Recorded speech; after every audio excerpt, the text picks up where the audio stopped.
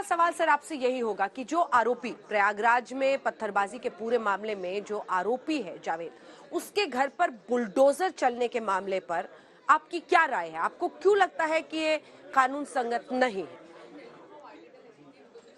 देखिए, जो फैक्ट्स मेरे पास अवेलेबल है उसके आधार पर यही है कि उनको एडिक्वेट नोटिस नहीं दिया गया। तो रीजनेबल टाइम पीरियड के साथ जो नोटिस दिया जाना चाहिए था वो नोटिस नहीं दिया गया, और साथ साथ नोटिस प्रॉपर्टी के ओनर को भी नहीं दिया गया।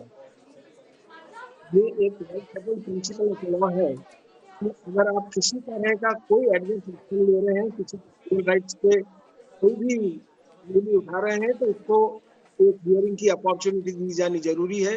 वो अपनी बात बता सके, अपना वर्जन कह सके, ये अपॉर्चुनिटी दी जानी जरूरी है। और अगर ऐसा नहीं किया जाता है तो वो एक्ट इलीगल है।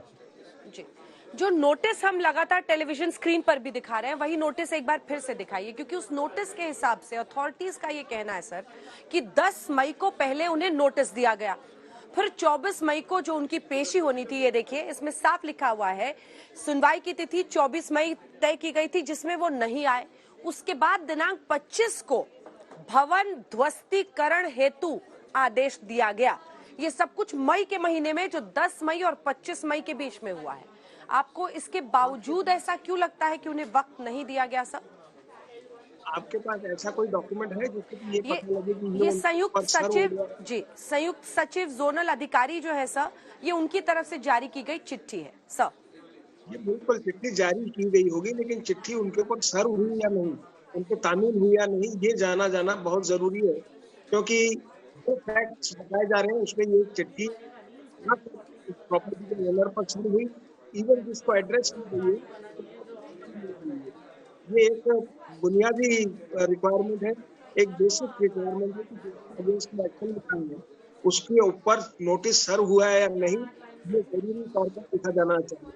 अगर नोटिस सर्व नहीं हुआ है तो वो नोटिस जारी करने का कोई अर्थ नहीं है। दूसरा मामला एक और इसमें पेच है सर, क्योंकि आरोपी जावेद के घर वालों का कहना है कि ये जो घर है ये उनके पिता के नाम नहीं बल्कि माँ के नाम पर था।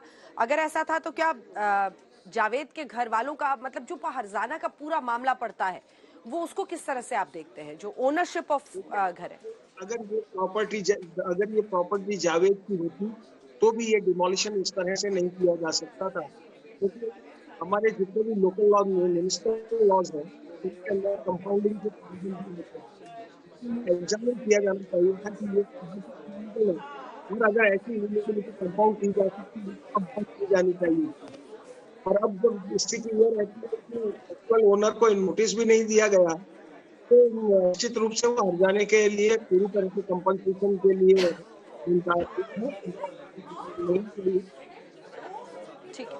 अब मतलब आपके हिसाब से आप जो कह रहे हैं कि ये नोटिस का दावा जो एडमिनिस्ट्रेशन की तरफ से, उन्हें ये साबित करना पड़ेगा कि ये नोटिस उस दिन उन परिवार वालों को मिला या नहीं मिला, उसके बाद क्या हुआ। लेकिन आखिर में अगर हम देखें तो अब एक ये ट्रेंड चल पड़ा है, चाहे वो मध्य प्रदेश हो, उत्तर प्रदेश में तो इसकी शुरुआत ही हुई कि अगर इस तरह के मामले आते हैं तो फिर बुलडोजर चलता है। अगर ये गैर कानूनी है जैसा कि आप कह रहे हैं, तो इसको रोकने के लिए क्या हो सकता है, किस तरह का कदम उठाया जा सकता है?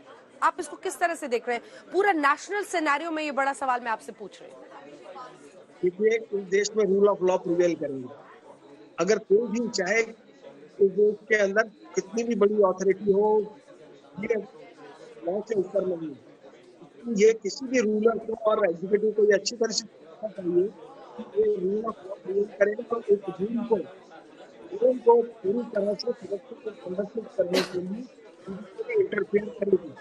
जिस दिन भी ये पोजीशन कोर्ट के सामने आती है तो उनको इस बात के लिए जवाब देना होगा।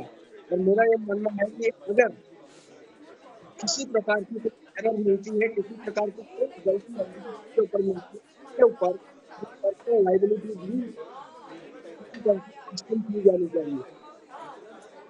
बहुत बहुत धन्यवाद आपका।